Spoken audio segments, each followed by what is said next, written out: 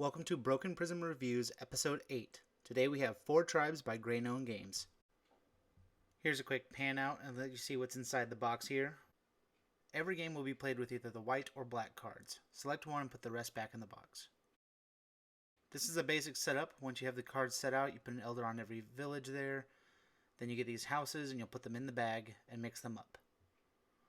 Once you've got them all mixed up and shaken up, you can then draw them randomly out and set them on the villages. Do this as fairly as possible, but just put them out randomly.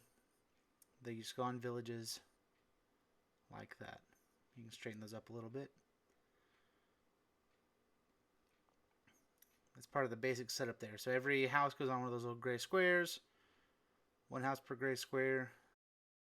Then you'll separate out these special cards. Special cards have a little tower in the right corner. You'll select 5 of these and put them in the deck and put the rest in the box. So each player has a starting hand of 6 cards, and one player belongs to the dragons, another player belongs to the lions. We're going to look at our cards here. You can play a card of a matching colored house to a village. So that particular village can have 3 blues and 1 red. Once we get to that, we score it up. You're going to want to play the highest value card you can. Here I'm going to play a dragon, which is good because you can play it on the other player's side. So I'll play that there, and that will lock down 2 points on their side. Of course, you're trying to get for the highest amount of points to win that elder. The whole point of the game is to win elders. You again do that by setting the cards on your side or the other player's side, depending on the card's special ability, to lock them out. Here, I'm going to play another card on their side because they played somewhere else. You can play the entire board. You can play, again, either side depending on the card's abilities. And then the whole idea is to get as many points as you can on one side. Your side, you get the most points on your side and you win. There's other cards like this Hermit guy. He just stole my 6 points. But that's okay. My next turn when I draw a card, it's a 7 and I'll play that down. So it just gave me an opportunity for even more points. That's fine with me. And then again, every turn consists of you first place a card and then you draw a new one. Here we go. We're getting closer to 4 cards on each side of the colors, and then we'll be able to score that up and see who gets the elder. Here's a quick rundown of that again from a different angle. So played that. He played that. I played that. He then played that. I then played this.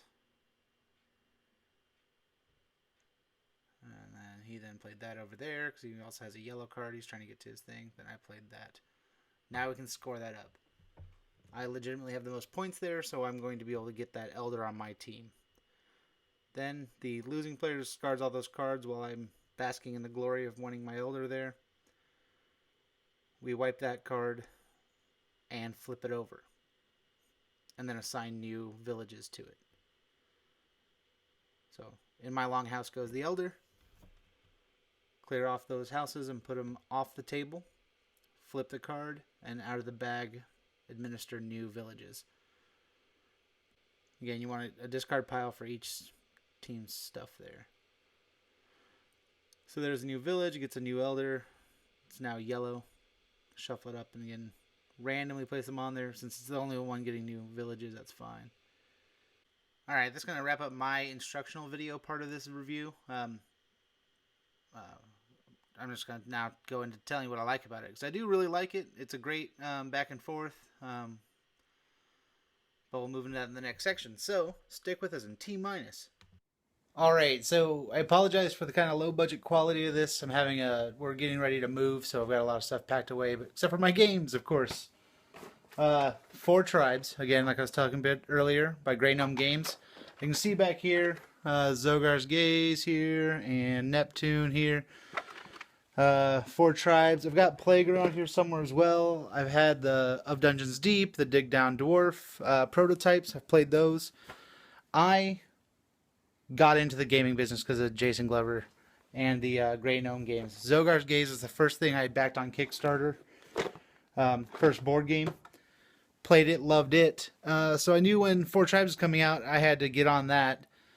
I needed a copy of Neptune, so I backed for the bundle. So That's just a kind of full disclosure. Yeah, it's a game for 2 or 4 players. I read somewhere online someone was saying it was 2 to 5, but no, it's 2 players or 4 players because you team up to make decisions and play it. So it's good if you have a couple night, couples night.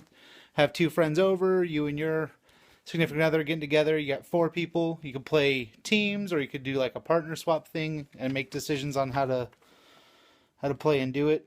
In the rulebook, there's advanced modes. One of the things you get when you get a Grey Gnome game, you will always get alternative rules in the manual. So there's no the game's designed one way, but he listens to the people that are backing his games and something could be a little bit better. He'll listen to that, he'll add that in, maybe make it alternate rules or adjust the actual core game. Other things you get when you back his Kickstarters, you get player mats. Almost every game he's kickstarted comes with a player mat, so you can lay that out and have a designed his artwork play area for his game, which is fantastic. He puts love into the new art. He's kickstarted over 7 projects now. I recommend 4 Tribes. I recommend Neptune. Zogar's Gaze of Dungeons Deep is coming out soon on Kickstarter. You'll see my name on the backer list every time. It's a great group of games by a great game designer. And he's super friendly. He runs Indie Conquest. If you are looking to get into game design, you could go to their website, Indie Conquest. Gives lots of advice on designing games and going through the Game Crafter as a resource, or QPC, or Panda GM. They've got different input for different production levels. If you're going to print 1,000 games, if you're going to print 10,000 games, they've got advice on all of that for you. They run their own reviews there as well. It's just a great group of designers getting together to do good for the community, the indie design community. We're all into this together. Song Froggy I've done before. We're passionate about game making. We like other game designers' games. When they're bad, when they're bad, they're bad. But when they're good, it's good to hear that other people in the community think they're good as well and lift them up a little bit. And I feel that way about Jason Glover. He prototypes through the Game Crafter, and occasionally some early editions of games will come out there, and you can snag one pretty cheap that he'll later then go back and kickstart, and you can get the fancy kickstarted version. Get in on the ground floor for that. There's always something great. Like I got with 4 Tribes, how there's only the white or black cards you play with. I also got the Winter Solstice pack by kickstarting early. So it's got some extra rules and setup on how that plays. There was also a whole separate game came in it. It was, again, some of the parts of 4 Tribes I really like are the turn wagering. You're kind of bidding by placing your cards there on either side of the village. So I need 3 blues and 1 red, like the example I played earlier. You can start off with a lower value blue to kind of trick the players into using their higher value ones, so you know what you need to play. You should always aim to be the last person to play your 4th card or 3rd card, depending on the size of the village. So you have the advantage. They've got 11 points. If I played a 4, I'd be at 11, but if I played a 5, I'm at 12. There's some great, work the room. It's kind of like the strategy of Quarto and other classic games like that. If you let the other player think they're winning, you have a better chance of winning. It's that know your enemy, Sun Tzu style strategy, which I'm a big fan of. The artwork's always really, really gorgeous. He goes through, Grey Gnome Game goes through pretty good rounds of art reiteration. They don't just put whatever they first draw onto a game. They sometimes post it on their Facebook page. You can check them out there, Facebook page for Grey Gnome Games. So it's greygnome.com to learn more about Grey Gnome Games and other games coming out soon. So I'm going to put 4 Tribes right on the shelf where it goes with his other titles here. Also in 4 Tribes, I was playing with my fiance, and one of those great things where you're playing along, you got your provisions down, and then someone snoops in and has that card that lets you take it off their side of the table. The sheep and the dragon, its interactions, And those special cards you choose at the beginning of the game when you get to choose those cards, think about them pretty heavily, the fourth time you play. The first couple times, put them in randomly. You can put more of them in, you can put less of them in. It changes the difficulty of the game. But it's good. It makes a huge replayability. There's some great interactions with the cards, special abilities as you go. And it's even for both teams, but it's randomized. So it's a kind of wager and pressure luck kind of thing with cards. I think is pretty inventive and really, really clever.